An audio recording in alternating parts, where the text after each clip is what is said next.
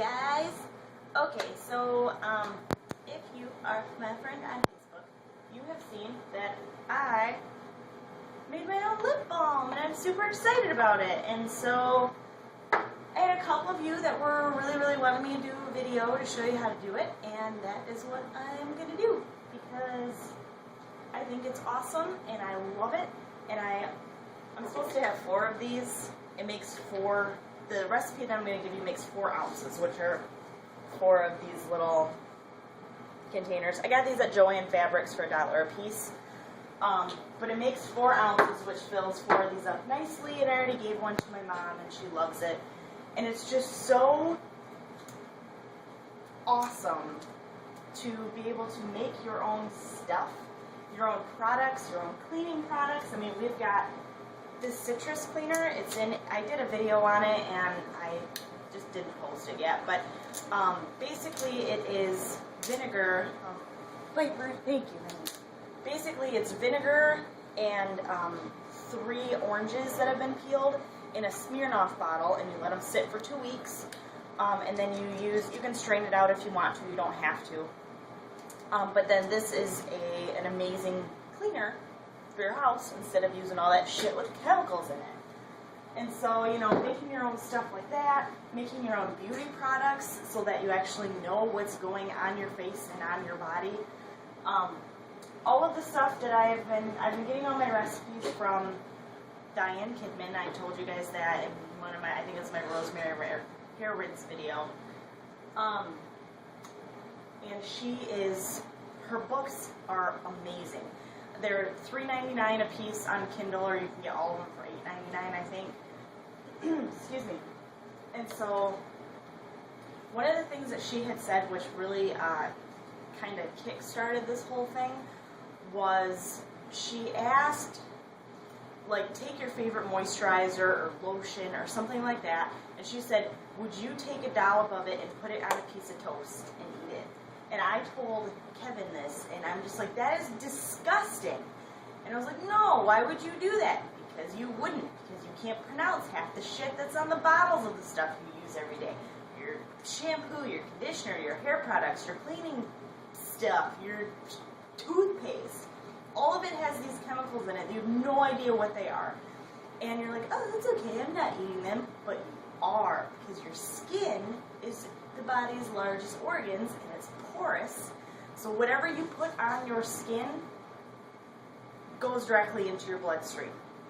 If you were to lay down and take coffee grounds and rub them on the bottom of your feet, within 10 minutes you will actually taste coffee in your mouth because it runs through your body so fast. So when you're putting on lotions and all of this crap with all of these chemicals, you are absorbing that into your body. So technically, yes, you are eating it.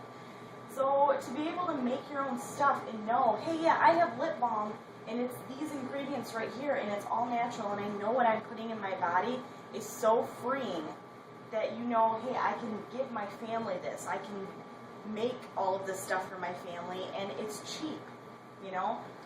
Kevin and I were talking about this earlier, and with things like lip balm and lotions and moisturizers, have you noticed that, yeah, they may work for like 10 minutes and your lips feel really good or your hands feel really good, and then all of a sudden they're dry again and you have to put on more? Well, that's the chemicals that are in this shit, not this shit, this is good shit, and your other shit that you're using that make it so that you have to continue to use it so that you buy more. Whereas this will probably last you a good year. I maybe not a year, depending on how much you put it on, but at least 6 months.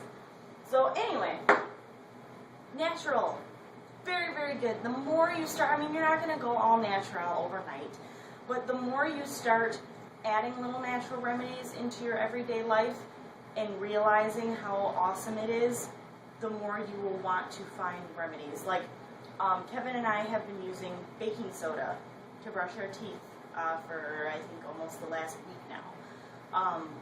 And today it was my second rinse with baking soda and apple cider vinegar and rosemary rinse, and my hair feels amazing. And I'm going to show you guys how to make lip balm now that I've talked for like 10 minutes. unnecessary heavy. Okay, so stuff you're going to need to make your own lip balm. You're going to need a glass measuring cup, this is something you're actually going to put into another saucepan. So a measuring cup works great, especially since it has a little spout. You're going to need just a normal measuring cup to actually measure your ingredients. You're going to need a saucepan, something big enough for your glass container to fit inside.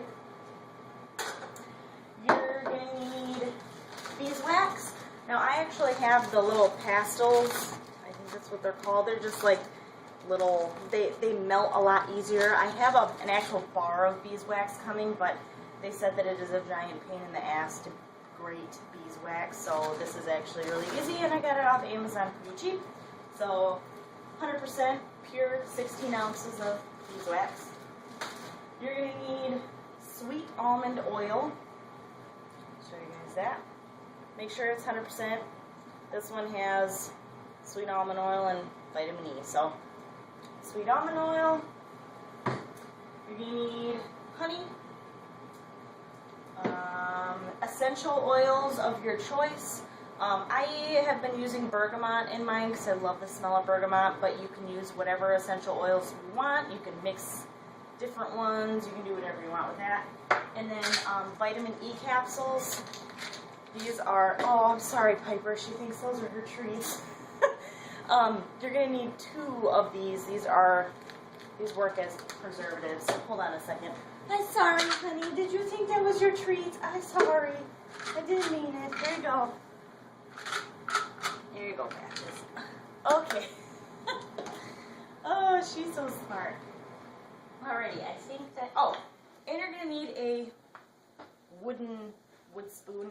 I'm not actually making this because I made it yesterday, so I'm just going to go through the motions, but I have one that I've been using for all my herbal and natural stuff, and it has, like, lip balm all over it. So you're going to need a wood spoon.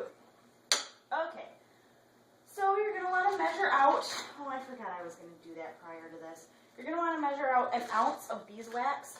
I have a little scale that actually measures in ounces. It was like $11 online. You can go anywhere and get all those diet scales. Meijer, Walmart, all have them that measure in ounces. Otherwise, you can go online and, transfer or do, how many ounces actually equals like a cup or something. It really was, I think it, for an ounce, it covered the bottom of this measuring cup and then some. If you're not exactly sure and you don't have a way to measure it out, go light, because you can always add more beeswax later. If you add too much beeswax, then you will get what my first batch turned out, and it will just be super waxy and you won't be able to do anything with it. So if you're not sure, go light. You can always add more later. So measure out an ounce of beeswax, put it in your glass cup. You need, according to this recipe, 2.7 ounces of sweet almond oil. And what I did is my measuring cup has ounces on here, and it actually starts at 2. Oh, wait a minute. Oh, is this my one with ounces? No, my other one. My other one has ounces that starts at 2. This starts at 4. But my other one starts at 2, so I guesstimated I went a little bit above 2. It'd be like 2.5 and a little bit more. A lot of measuring cups do have ounces, so 2.7 ounces of sweet almond oil. You need 2 vitamin E capsules. You need a teaspoon of honey.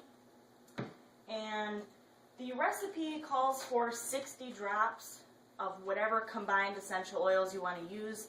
My first batch I only used 20 because I halved it and it still wasn't enough. So my last batch I actually used closer to 50 and it was a little bit closer to enough. So even though 60 sounds like a lot, it gets quite diluted. So 60 is actually a good measurement there. Okay, so in your little glass measuring cup, you're going to add your beeswax, your 2.7 ounces of sweet almond oil, and your teaspoon of honey. So add all that together in here, mix it up. I actually use the bottom of this. It seems not to goop at, you know, once the beeswax starts melting, it sticks to everything, so the end of it works a little bit better. So mix everything up. Then you want to fill up your saucepan. Now when you actually want to fill it up so that the water is at the level or a little bit higher than your contents of your jar. So, you know, if I normally say just fill the pan halfway, but you know, if your contents come to, you know, here, then you want the water to be at least here on the jar or a little higher, because you're actually heating this with the water. So once you get that on, turn it on low heat. Mine goes from 1 to 9. I normally have mine between 1 and 2 on low, but turn it on low heat. You don't want it to boil or anything like that. You just want it to warm, I guess. So once you turn that on, and you have all your ingredients in your glass measuring cup, you're going to set it in the container, and you're going to wait. You're going to wait and wait and wait and wait and wait. You're going to sit there and you're going to talk to your beeswax and you're going to tell it to melt. You're going to yell at it and it's still not going to melt. It's going to take a while. The first time I did it, I think it took an hour to melt because I had it on really, really low. Yesterday, what did it take, half hour? Yeah. Maybe? Something like that. It's going to take a while. So, you know, watch it, go do something, come back, stir it up, go do something. Once you see it starting to melt, it's literally going to look like the oil. I mean, once it's melted, it will just be very liquid, I guess. So stir it up, stir it up. If it's still not melting, you know, you can stir it for a while and that'll help break it down, but wait until it's completely melted. Then you will take a spoon, or you can take this or whatever, take some of it and put it on a plate and either wait for it to dry or put it in the freezer and see if it's the consistency that you want. And also remember, you are all going to be adding vitamin E and 60 drops of your essential oil. So it is going to get a little bit softer than what you have, not a whole lot. So see if it's at the consistency that you want. If it's not, you know, if it's too runny, add a little bit more beeswax, wait for it to melt, but don't add a whole lot. I kind of screwed up my first recipe. I added a whole shit ton more beeswax that I needed to add, and you literally come up with beeswax lip balm, which does not do anything for you. So after you have the consistency that you want, then you will take your vitamin E. Take either, I actually use scissors. Just cut the end of it, and then you will squeeze the entire contents of it into your mixture. Do that with 2 of them. Excuse me. Mix it up really good. And then after that, you will add your essential oils. I added mine right when it was in the pot, and it turned out fine. She says to actually take it out and then add it, but it cools pretty fast. So I add mine while it's still in here, while it's still cooking. You can turn the water off at this point and just kind of let it sit and be warm. Add your 60 drops or 50 drops or whatever you want to add. She says 60. I added 50, and it was fine. And then you're going to want to stir it really good. Mine, I don't know if you can see the difference here. This one has all the honey at the bottom. So you really have, that honey is really, really hard to get mixed in. So, you know, when you get it up, you know, do a little whisking, get it mixed up really good, and then take your jars. Make sure you have 4 of them all opened up, or, you know, if you get, I also got like 4 ounce of the Balm canning jars. They have little ones that you can also just put the whole thing in one if you want to do it that way. But get your jars and pour it evenly between all the jars and let it sit. Let it sit. Don't cap it until it's completely cool, which probably takes maybe 15-20 minutes. I just let it sit until it's totally done. and poof, you have some freaking awesome lip balm that you made all by yourself. And when people say, oh, this is amazing, you'd be like, yeah, guess what? It's sweet almond oil, vitamin E, honey, and beeswax, and essential oil, which is also good for you. So you know what's in it. You know what's going on your face. You know, hey, face, if you want to absorb all that in there, that's totally fine because I don't even care. How long is this video, Kevin? 15:30. Oh, good. That's exactly what I wanted. Okay, so that is how you make your very own lip balm. If anybody has any questions, please feel free to Facebook me, www.facebook.com/Pyperh. I try to check my YouTube messages, but I just don't very much. So if you need to get a hold of me, Facebook is best. Yeah, and like I said, I'll put the link below to not only my Facebook, but to my, or to the Diane Kidman's book. I already have it in one of my other videos, but I'll put it down here too because that is where I've been getting all my inspiration from. So, yeah, you guys have a great day, and I'll see you later.